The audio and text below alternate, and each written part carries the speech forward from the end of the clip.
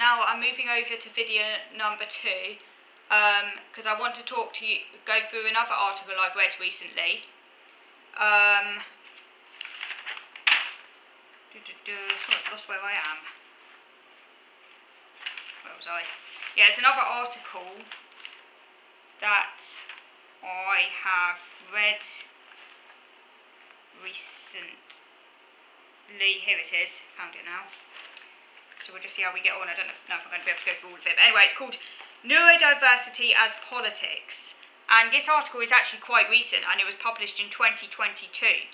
And it's written by, I can't say again, it's Ari Neiman, that's N-E-apostrophe-E-M-A-N, and Elizabeth Pellicano.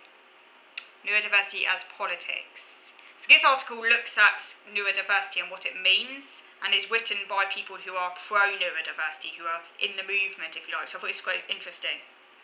So first of all, the article talks about the fact that there are multiple neurodiversity approaches deployed differently by different actors to different ends. So, there's not one neurodiversity approach.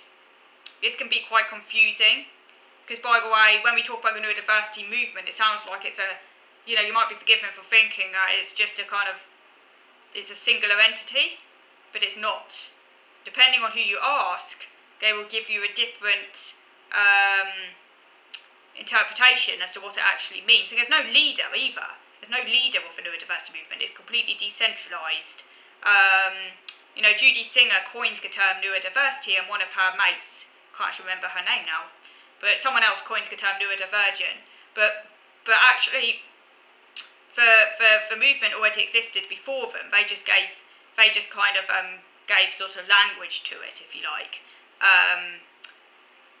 But yeah, there's no actual leader though.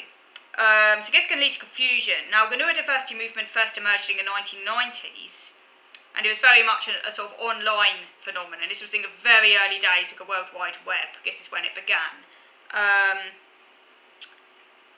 And though the term neurodiversity and neurodivergent will come later, the movement's origins date back to Jim Sinclair's 1993 essay, Don't Mourn for Us, encouraging parents to shift their approach away from a cure and towards acceptance. This broke from the limited role available to autistic persons in public discussion. So it was before that, autistic adults weren't really given they weren't really listened to. I mean, you had like autobiographies, for example, Temple Grandin's autobiography from the 1980s. I think it's called Emergence, labelled autistic, if I remember correctly.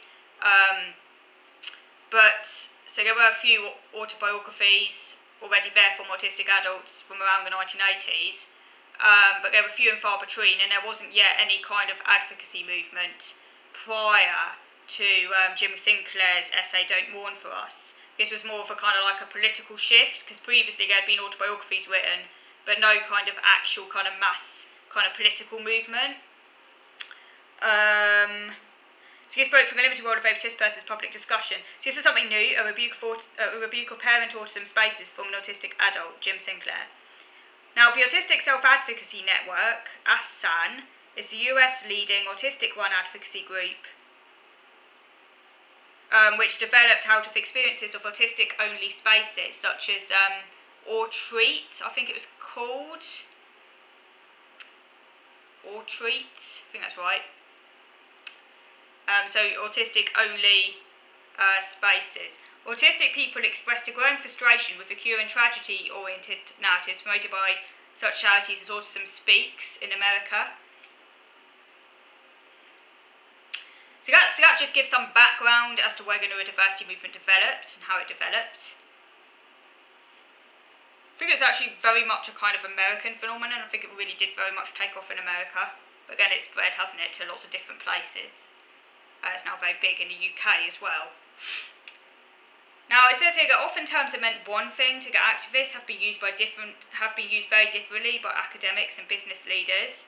So, for the early movement that began in the 1990s, often had very different aims and intentions to the later movement, the later kind of permutations of the movement, bearing in mind it doesn't have a leader, and bearing in mind that there are different interpretations of what the movement is. So there's been a lot of sort of co-option, where a lot of neurodiversity language has been used a lot in business circles, often used very differently to how it was originally conceived. So ambiguity about the true meaning of neurodiversity can also prompt newcomers to adopt and even insist upon positions that would have been alien or even extreme to those who cultivated neurodiversity's roots. For example, the rejection of autism as a disability, because the early advocates insisted that autism was a disability, and they wanted to sort of link their movement to the wider disability rights movement, but it was very heavily based on the social model of disability. The idea that, you change the environment and the person is no longer disabled, which I disagree with because it doesn't tally with my own experience, and I know lots of people who would also disagree with that you could be in the best environment and still be disabled because of your innate impairments. I feel it is too simplistic to argue that, but the social model of disability was very much a part of it. But they all argued that it was a disability. No one argued it wasn't a disability. And we can see how later permutations of the neurodiversity movement have some people, not all, because remember it doesn't have a leader and it's not one thing, but there is a kind of quite a vocal fringe who've been arguing that autism isn't a disability or that it isn't a disorder. And this is incredibly dangerous and damaging. But no one in the early movement argued that it wasn't a disability. And they also didn't think there were any autistic superpowers either. They were against that as well. Now, some have defined the movement exclusively in political terms, while others sought to frame neurodiversity as a descriptive fact, for example, the diversity of human minds. And this has led to the idea that the political implications should be referred to as the neurodiversity paradigm, distinguishing normative implications from the biological fact. Okay, so that's interesting. So, no one would disagree with the very real biological fact that all brains are different, all brains are diverse. I won't disagree with that because it's a fact. We can't disagree with facts. People who are critical of the neurodiversity movement are critical of the movement, not the fact that all brains are different. They're critical of the paradigm. So it's very important to make that distinction, because often when people are critical of the neurodiversity movement, the neurodiversity advocates will say, well, you can't ignore it, it's a fact, kind of thing. And of course, no one is denying that neurodiversity doesn't exist. That's like denying that. That's like being a flat earther, isn't it? No one's going to deny that neurodiversity exists. It's a basic fact of life. Everyone's diverse. That's just kind of like a common sense thing. How thick do you have to be? You know what I mean? Everyone knows that. You don't need a movement to bring that to light. But yeah, it's the paradigm. It's the paradigm that critics take issue with.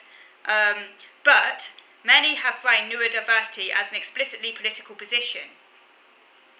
In other words, acceptance for neurological differences and disabilities.